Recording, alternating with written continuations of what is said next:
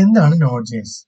Node.js എന്ന് പറയുന്നത് ഒരു ജാവാസ്ക്രിപ്റ്റ് റൺ ടൈം എൻവയോൺമെന്റ് ആണ്. ഇത് നമ്മളെ ജാവാസ്ക്രിപ്റ്റ് കോഡുകൾ സെർവറിൽ റൺ ചെയ്യാനായിട്ട് സഹായിക്കും. നമ്മൾ കേട്ടിട്ടുള്ളതെല്ലാം ജാവാസ്ക്രിപ്റ്റ് കോഡുകൾ ബ്രൗസറിൽ റൺ ചെയ്തിട്ടാണ് അല്ലേ? പക്ഷേ Node.js ഉപയോഗിച്ചുകൊണ്ട് നമുക്ക് സെർവറുകൾ ക്രിയേറ്റ് ചെയ്യാനും സെർവറിൽ ജാവാസ്ക്രിപ്റ്റ് കോഡുകൾ റൺ ചെയ്യാനായിട്ട് നമുക്കുള്ള ഫെസിലിറ്റി ഉണ്ട്. അതാണ് Node.jsന്റെ മെയിൻ ഒരു അഡ്വാൻറ്റേജ് എന്ന് പറയുന്നത്. രണ്ടാമത്തെ ഫീച്ചർ എന്ന് പറയുന്നത് Node.js ഇവന്റ് ഡ്രിവൺ ആർക്കിടെക്ചർ ആണ് ഫോളോ ചെയ്യുന്നത്. ഇവന്റ് ഡ്രിവൺ ആർക്കിടെക്ചർ എന്ന് വെച്ച് കഴിഞ്ഞാൽ ഇവന്റ്സിനെ ബേസ് ചെയ്താണ് Node.js വർക്ക് ചെയ്യുന്നത്. അതിനായിട്ട് അതൊരു ഇവന്റ് ലൂപ്പ് യൂസ് ചെയ്യുന്നുണ്ട്. അതായത് അസിൻക്രണസ് ആയിട്ടുള്ള ഓപ്പറേഷൻസിനെ ഹാൻഡിൽ ചെയ്യാൻ വേണ്ടി, അതായത് അസിൻക്രണസ് ആയിട്ടുള്ള റിക്വസ്റ്റുകളെ ഹാൻഡിൽ ചെയ്യാൻ വേണ്ടി ഇവന്റ് ലൂപ്പുകളാണ് Node.js യൂസ് ചെയ്യുന്നത്. അതായത് എന്താണ് അസിൻക്രണസ് ടാസ്ക്, സിൻക്രണസ് ടാസ്ക് എന്ന് പറഞ്ഞാൽ, അസിൻക്രണസ് എന്ന് പറഞ്ഞു കഴിഞ്ഞാൽ ഒരു ടാസ്ക് വന്നു കഴിഞ്ഞാൽ ആ ടാസ്കിന് വേണ്ടിയിട്ട് ഒരു കോൾ ബാക്ക് അത് ക്രിയേറ്റ് ചെയ്ത് വെക്കും. ഈ കോൾ ബാക്ക് ക്രിയേറ്റ് ചെയ്തിട്ട് ടാസ്ക് കംപ്ലീറ്റ് ആയി കഴിയുമ്പോഴത്തേന് ഈ കോൾ ബാക്ക് ഫംഗ്ഷനെ കോൾ ചെയ്തിട്ട് ഇവന്റ് ലൂപ്പിനോട് പറയും ടാസ്ക് കഴിഞ്ഞു, അടുത്ത എന്തെങ്കിലും ടാസ്ക് ഉണ്ടെങ്കിൽ പെർഫോം ചെയ്യണം. ഇതേസമയം സിൻക്രണസ് ആണെങ്കിൽ ഒരു ടാസ്ക് വന്നു കഴിഞ്ഞാൽ ആ ടാസ്കിന് വേണ്ടി ഇത് വെയിറ്റ് ചെയ്യും കംപ്ലീറ്റ് ആകാൻ വേണ്ടി. അടുത്ത ടാസ്ക് തുടങ്ങണമെന്നുണ്ടെങ്കിൽ ഈ ടാസ്ക് കംപ്ലീറ്റ് ആയാൽ മാത്രമേ ആ ടാസ്കിന് വേണ്ടി തുടങ്ങാൻ പറ്റുള്ളൂ. പക്ഷെ അസിൻക്രണസ് ആണെങ്കിൽ ഇതിനു വേണ്ടി ഒരു കോൾ ബാക്ക് ക്രിയേറ്റ് ചെയ്ത് സെപ്പറേറ്റ് ആയി വിടും. കഴിഞ്ഞ് കഴിയുമ്പോഴത്തേന് കോൾ ബാക്ക് ഇവന്റ് ലൂപ്പിനെ കോൾ ചെയ്തിട്ട് പറയും ഇത് കഴിഞ്ഞു, അടുത്ത ടാസ്ക് തുടങ്ങണം. അതാണ് അസിൻക്രണസ് സിൻക്രണസ് ആയിട്ടുള്ള വ്യത്യാസം. സിൻക്രണസ് ആണ് വെയിറ്റ് ചെയ്തുകൊണ്ടിരിക്കും, അസിൻക്രണസ് ആണ് ആ ടാസ്ക് സെപ്പറേറ്റ്ലി ബാക്ക്ഗ്രൗണ്ടിൽ റൺ ആവും. അതാണ് ഡിഫറൻസ് എന്ന് പറയുന്നത്. ഓക്കെ, ഇനി ഇവന്റ്സ്, അതായത് അസിൻക്രണസ് ആണെന്നുണ്ടെങ്കിൽ ഇവന്റ്സിനെ എമിറ്റ് ചെയ്യുന്നു. ആ എമിറ്റ് ചെയ്ത ഇവന്റ്സിന് വേണ്ടി ലിസണേഴ്സിനെ രജിസ്റ്റർ ചെയ്യുന്നു. ലിസണേഴ്സ് എന്ന് പറഞ്ഞാൽ നമ്മുടെ കോൾ ബാക്ക്, അതിനെ ഹാൻഡിൽ ചെയ്യാൻ വേണ്ടി ലിസണേഴ്സിനെ രജിസ്റ്റർ ചെയ്തിട്ട് വെയിറ്റ് ചെയ്തുകൊണ്ടിരിക്കുന്ന ടാസ്ക് കംപ്ലീറ്റ് ആകാൻ വേണ്ടി ആയി കഴിയുമ്പോഴത്തേന് ഇവന്റ് ലൂപ്പിനെ അറിയിക്കും ടാസ്ക് കഴിഞ്ഞു, നിങ്ങൾക്ക് ബാക്കിയുള്ള ഫർദർ പ്രോസസ്സിംഗ് നടത്താൻ പറയും. അതാണ് അസിൻക്രണസ് ടാസ്കുകളെ എങ്ങനെയാണ് Node.js ഹാൻഡിൽ ചെയ്യുന്നത്. ഓക്കെ, ഇപ്പോൾ Node.js യൂസ് ചെയ്യുന്നത് ഇവന്റ് ഡ്രിവൺ ആർക്കിടെക്ചർ ആണ്. ഇതുകൊണ്ട് അസിൻക്രണസ് ടാസ്കുകളെല്ലാം ഈസിലി ആയിട്ട് ബാക്ക്ഗ്രൗണ്ടിൽ ഹാൻഡിൽ ചെയ്യാനായിട്ട് പറ്റും. Node.jsന്റെ മറ്റൊരു ഫീച്ചറാണ് നോൺ ബ്ലോക്കിംഗ് IO ഓപ്പറേഷൻസ്, അതായത് നോൺ ബ്ലോക്കിംഗ് ഇൻപുട്ട് ഔട്ട്പുട്ട് ഓപ്പറേഷൻസിനെ ഹാൻഡിൽ ചെയ്യുന്നത്. അതായത് അസിൻക്രണസ് ടാസ്ക് ആണെന്നുണ്ടെങ്കിൽ നമുക്ക്, അതായത് എക്സാമ്പിൾ പറഞ്ഞു കഴിഞ്ഞാൽ file reading, DB queries, API request, അങ്ങനെയുള്ള കാര്യങ്ങളൊക്കെ അസിൻക്രണസ് ആയിട്ടാണ് റൺ ആവേണ്ടത് അല്ലേ? ഇതൊക്കെ സിൻക്രണസ് ആയിട്ട് റൺ ആയി കഴിഞ്ഞാലുള്ള പ്രശ്നം എന്ന് വെച്ച് കഴിഞ്ഞാൽ ഇപ്പോൾ ഫയൽ റീഡിങ് 100 MB ഉള്ള ഫയലാണ്, അല്ലെങ്കിൽ ഒരു API റിക്വസ്റ്റ് കുറേ സമയം എടുക്കുന്ന റിക്വസ്റ്റ് ആണെന്നുണ്ടെങ്കിൽ നമ്മുടെ ആപ്ലിക്കേഷൻ അത്രയും സമയം വെയിറ്റ് ചെയ്ത് നിൽക്കേണ്ടി വരും. സിൻക്രണസ് ടാസ്ക് ആണെന്നുണ്ടെങ്കിൽ ഈ ടാസ്കുകളെല്ലാം ശരിക്കും അസിൻക്രണസ് ആയിട്ടാണ് വർക്ക് ആവേണ്ടത്. അപ്പോൾ അല്ലാന്നുണ്ടെങ്കിൽ മെയിൻ ത്രെഡിനെ ഇത് ബ്ലോക്ക് ചെയ്യും. കാരണം Node.js എന്ന് പറയുന്നത് ഒരു സിംഗിൾ ത്രെഡഡ് ആപ്ലിക്കേഷൻ ആണ്. എന്താണ് സിംഗിൾ ത്രെഡഡ് ആപ്ലിക്കേഷൻ എന്ന് പറഞ്ഞു കഴിഞ്ഞാൽ, അതായത് ഒരു മെയിൻ ത്രെഡ് ഉണ്ടാവും സിൻക്രണസ് ആയിട്ടുള്ള റിക്വസ്റ്റുകളെ ഹാൻഡിൽ ചെയ്യാനായിട്ട്. അസിൻക്രണസ് റിക്വസ്റ്റുകളെല്ലാം തന്നെ നമ്മൾ നേരത്തെ പറഞ്ഞ ഇവന്റ് ലൂപ്പിലേക്ക് പോകും. അത് ബാക്ക്ഗ്രൗണ്ടിലായിരിക്കും പ്രോസസ് ചെയ്തിട്ട്, അതായത് സിസ്റ്റത്തിന്റെ കോർസ് യൂസ് ചെയ്ത് അല്ലെങ്കിൽ വർക്കർ ത്രെഡുകൾ യൂസ് ചെയ്ത് ബാക്ക്ഗ്രൗണ്ടിലേക്ക് അതെല്ലാം വർക്ക് ആവും. അതുകൊണ്ടാണ് നമ്മൾ പറയുന്നത് Node.js non blocking IO support ചെയ്യുന്നുണ്ടെന്ന്. അതായത് മെയിൻ ത്രെഡിനെ ഇത് ബ്ലോക്ക് ചെയ്യത്തില്ല. സിംഗിൾ ത്രെഡ് പറഞ്ഞില്ലേ, ആ ഒരു മെയിൻ ത്രെഡിനെ ബ്ലോക്ക് ചെയ്യത്തില്ല. ആ മെയിൻ ത്രെഡിനെ ബ്ലോക്ക് ചെയ്യാതെ അസിൻക്രണസ് ആയിട്ടുള്ള ടാസ്കുകളെല്ലാം തന്നെ ഓഫ്ലോഡ് ചെയ്യും ബാക്ക്ഗ്രൗണ്ടിലേക്ക്. ഓക്കെ, അതാണ് non blocking IO. Single threaded ആയിട്ട് പോലും non blocking input output operations ഉള്ളത് കാരണം Node.jsനെ ഇത്ര പോപ്പുലർ ആക്കുന്നത് ഇതാണ്. കാരണം മൾട്ടിപ്പിൾ കൺകറന്റ് സൈമിൾട്ടേനിയസ് റിക്വസ്റ്റുകളെ ഹാൻഡിൽ ചെയ്യാനായിട്ട് Node.jsന് പറ്റും. അതായത് at A time many request, ഒരുപാട് റിക്വസ്റ്റുകളെ കൺകറന്റ് ആയിട്ട് ഇതിന് ഹാൻഡിൽ ചെയ്യാൻ പറ്റും. അതിനായിട്ട് അത് യൂസ് ചെയ്യുന്ന ഒരു ലൈബ്രറിയാണ് libuv എന്ന് പറയുന്നത്. ഇത് C പ്രോഗ്രാമിംഗ് ലാംഗ്വേജ് ആണ് യൂസ് ചെയ്ത് എഴുതിയേക്കുന്ന ഒരു ലൈബ്രറിയാണ്. ഇത് വെച്ചിട്ടാണ് അസിൻക്രണസ് ആയിട്ടുള്ള നോൺ ബ്ലോക്കിംഗ് IO ഓപ്പറേഷൻസിനെ നടത്താനായിട്ട് നമ്മൾ Node.jsനെ ഹെൽപ്പ് ചെയ്യുന്നത്. ഓക്കെ, C പ്രോഗ്രാമിംഗ് ലാംഗ്വേജ് വെച്ചാണ് ഇത് എഴുതിയിരിക്കുന്നത്. ഈ libuv ലൈബ്രറി ബാക്ക്ഗ്രൗണ്ടിൽ ഇരുന്നിട്ട് വർക്കർ ത്രെഡുകൾ അല്ലെങ്കിൽ സിസ്റ്റം പ്രോസസ്സറുകളൊക്കെ വെച്ചിട്ട് നമ്മുടെ അസിൻക്രണസ് ടാസ്കുകളെ റൺ ചെയ്യാനായിട്ട് സഹായിക്കും. അങ്ങനെയാണ് നമ്മുടെ സിൻക്രണസ് ടാസ്കുകൾ റൺ ആവുന്നത്. ഇപ്പൊ നിങ്ങൾ എത്ര ഓർത്ത്, അത് libuv വെച്ചിട്ടാണ് ബാക്ക് എൻഡിൽ അസിൻക്രണസ് ടാസ്കുകൾ ഹാൻഡിൽ ചെയ്യുന്നത്. ഓക്കെ, നാലാമത്തെ പോയിന്റ് എന്ന് പറയുന്നത് നമ്മൾ ഓൾറെഡി ഡിസ്കസ് ചെയ്തതാണ്. Node.js സിംഗിൾ ത്രെഡഡ് ആണ്. അതേപോലെ ഇത് ഇവന്റ് ലൂപ്പ് യൂസ് ചെയ്തിട്ടാണ് നമ്മുടെ ടാസ്കുകൾ പെർഫോം ചെയ്യുന്നത്. ഓക്കെ, ഇത്രയാണ് ബേസിക് കാര്യങ്ങൾ Node.jsനെ കുറിച്ച് അറിയാവുന്നത്. പക്ഷെ നമുക്ക് ഇവന്റ് ലൂപ്പിനെ കുറിച്ച് കുറച്ചുകൂടി ഡീറ്റെയിൽ ആയിട്ട് നോക്കാം. ഓക്കെ, ഇതാണ് Node.jsന്റെ ഇവന്റ് ലൂപ്പ് എന്ന് പറയുന്നത്. അപ്പോൾ ഓരോ ഐറ്ററേഷനെയും നമ്മൾ Node.jsന്റെ ഇവന്റ് ലൂപ്പിൽ ഒരു ടിക്ക് എന്നാണ് പറയുന്നത്. ഓരോ ടിക്കിന്റെ അകത്തും ഇങ്ങനെ പല പല ഫേസസ് ആണ്. അപ്പോൾ ഇത് ഓരോന്നും ഓരോരോ ഫേസുകളാണ്. നമുക്ക് ഓരോ ഫേസുകൾക്കും അതിൻ്റെതായ ക്യൂകളും ഉണ്ട്. ഓക്കെ, ആദ്യത്തെ ഫേസ് ആണ് ടൈമേഴ്സ് എന്ന് പറയുന്നത്. ടൈമേഴ്സ് ഫേസിൽ നമ്മൾ രണ്ട് കാര്യങ്ങൾ മാത്രമേ എക്സിക്യൂട്ട് ചെയ്യത്തുള്ളൂ. ഒന്നാമത്തെ സെറ്റ് ടൈം ഔട്ടും രണ്ടാമത്തെ സെറ്റ് ഇന്റർവെലും. അതായത് സെറ്റ് ടൈം ഔട്ടും സെറ്റ് ഇന്റർവെലും ക്രിയേറ്റ് ചെയ്യുന്ന കോൾ ബാക്കുകൾ മാത്രമേ ടൈമേഴ്സിൽ എക്സിക്യൂട്ട് ചെയ്യത്തുള്ളൂ. ഓക്കെ, അപ്പൊ എന്താണ് സെറ്റ് ടൈം ഔട്ട് എന്ന് പറഞ്ഞു കഴിഞ്ഞാൽ, സെറ്റ് ഇന്റർവെൽ എന്ന് പറഞ്ഞാൽ സെറ്റ് ടൈം ഔട്ട് എന്ന് പറഞ്ഞു കഴിഞ്ഞാൽ ഒരു specific time, for example 5 second കഴിഞ്ഞിട്ട് മാത്രം എക്സിക്യൂട്ട് ചെയ്യാൻ വേണ്ടി കൊടുക്കുന്നത് സെറ്റ് ടൈം ഔട്ടിലാണ് നമ്മൾ കൊടുക്കുന്നത്. അതേസമയം സെറ്റ് ഇന്റർവെലിന് 5 എന്ന് കൊടുത്തു കഴിഞ്ഞാൽ 5 സെക്കൻഡ് എന്ന് കൊടുത്തു കഴിഞ്ഞാൽ എല്ലാ 5 സെക്കൻഡിലും ഇത് ഇന്റർവെൽ റൺ ആയിക്കൊണ്ടിരിക്കും. ഇതാണ് set timeout set interval തമ്മിലുള്ള ഡിഫറൻസ് എന്ന് പറയുന്നത്.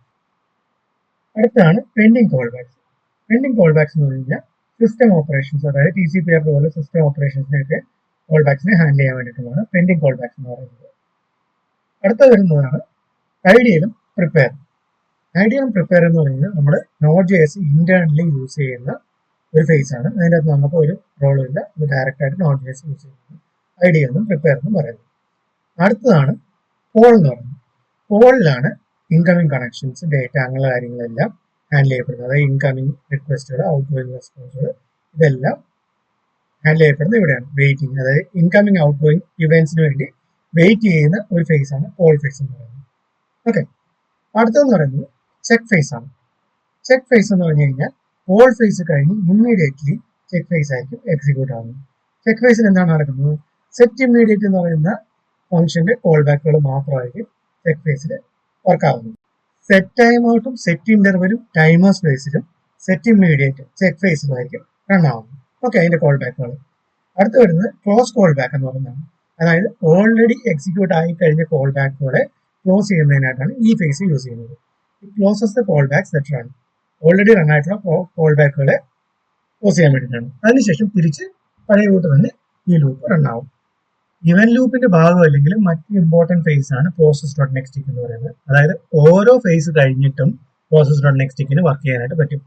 അതുകൊണ്ട് തന്നെ ഇവൻ ലൂപ്പിന്റെ എവിടെയാണ് എക്സിക്യൂട്ട് ചെയ്യുന്നത് നോക്കാതെ തന്നെ കറണ്ട് ഓപ്പറേഷൻ കഴിഞ്ഞാൽ ഉടനെ തന്നെ പ്രോസസ് ഡോട്ട് നെക്സ്റ്റ് കോൾ ചെയ്തിട്ട് നമുക്ക് മറ്റൊരു ഓപ്പറേഷൻ സ്റ്റാർട്ട് ചെയ്യാനായിട്ട് പറ്റും.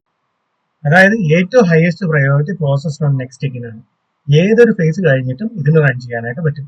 അപ്പൊ ആരെങ്കിലും നിങ്ങളോട് ചോദിച്ചു കഴിഞ്ഞാൽ ഏതിനാണ് ഹയസ്റ്റ് പ്രയോറിറ്റി എന്ന് ചോദിച്ചു കഴിഞ്ഞാൽ നിങ്ങൾക്ക് പറയാം പ്രോസസ് ഡോട്ട് നെക്സ്റ്റിനാണ്. അത് സെറ്റ് ടൈം ഔട്ടിനോ സെറ്റ് ഇമ്മീഡിയറ്റിനോ സെറ്റ് ഇന്റർവെലിനോ ഒന്നിനുമല്ല, ഈ ഓരോ ഫേസിനും അല്ല, ഡയറക്റ്റ് പ്രോസസ് ഡോട്ട് നെക്സ്റ്റിനാണ് ഹയസ്റ്റ് പ്രയോറിറ്റി വരുന്നത്. ഓക്കെ, നിങ്ങൾക്ക് എന്തെങ്കിലും ഡൗട്ടുകൾ ഉണ്ടെങ്കിൽ നിങ്ങൾ കമന്റ്സിൽ അറിയിക്കുക, ഞാൻ മാക്സിമം അതിന് ആൻസർ ചെയ്യാൻ നോക്കുന്നതാണ്. ഓക്കെ, നമ്മളിപ്പം ഇതുവരെ പഠിച്ചത് എന്തൊക്കെയാണെന്ന് നമുക്ക് ഒന്നുകൂടി റീഐറ്ററേറ്റ് ചെയ്ത് നോക്കാം. Node.js എന്ന് പറഞ്ഞാൽ ജാവാസ്ക്രിപ്റ്റ് റൺ ടൈം എഞ്ചിനാണ്. ഇവന്റ് ഡ്രിവൺ ആർക്കിടെക്ചർ ആണ് ഫോളോ ചെയ്യുന്നത്. അതൊരു നോൺ ബ്ലോക്കിംഗ് IO ആയിട്ടാണ് ഫോളോ ചെയ്യുന്നത്. ഇനി സിംഗിൾ ത്രെഡഡ് വിത്ത് ഇവന്റ് ലൂപ്പാണ് ഉള്ളത്. ഇനി നമുക്ക് അഞ്ചാമത്തെ പോയിന്റ് നോക്കാം. അഞ്ചാമത്തെ പോയിന്റ് എന്ന് പറഞ്ഞാൽ മോഡ്യൂൾസ് ആൻഡ് പാക്കേജസ്. Node.js എന്ന് പറഞ്ഞാൽ മോഡുലാർ ആയിട്ടാണ് സ്ട്രക്ചറൈസ് ചെയ്തേക്കുന്നത്. അതായത് built in modules Node.js support ചെയ്യും. അതായത് എക്സാമ്പിൾ പറഞ്ഞാൽ നമുക്ക് HTTP സെർവർ കണക്ട് ചെയ്യാനായിട്ടൊക്കെ, അതേപോലെ ഫയൽ സിസ്റ്റംസ് ആക്സസ് ചെയ്യാനായിട്ട് FS മോഡ്യൂളൊക്കെ നമുക്ക് യൂസ് ചെയ്യാൻ പറ്റും. അപ്പോൾ ബിൽറ്റ് ഇൻ ആയിട്ട് കുറെ മോഡ്യൂൾസ് ഉണ്ട് Node.jsൽ. അതേപോലെ എക്സ്റ്റേണൽ മോഡ്യൂൾസും Node.js സപ്പോർട്ട് ചെയ്യും. അതിനായിട്ട് നമ്മൾ നോഡിന്റെ പാക്കേജ് മാനേജറാണ് യൂസ് ചെയ്യുന്നത്. അതായത് എക്സ്റ്റേണൽ പാക്കേജ് ഒക്കെ ഇൻസ്റ്റാൾ ചെയ്യാൻ വേണ്ടിയിട്ടൊക്കെ നമുക്ക് നോഡ് പാക്കേജ് മാനേജറാണ് യൂസ് ചെയ്യുന്നത്.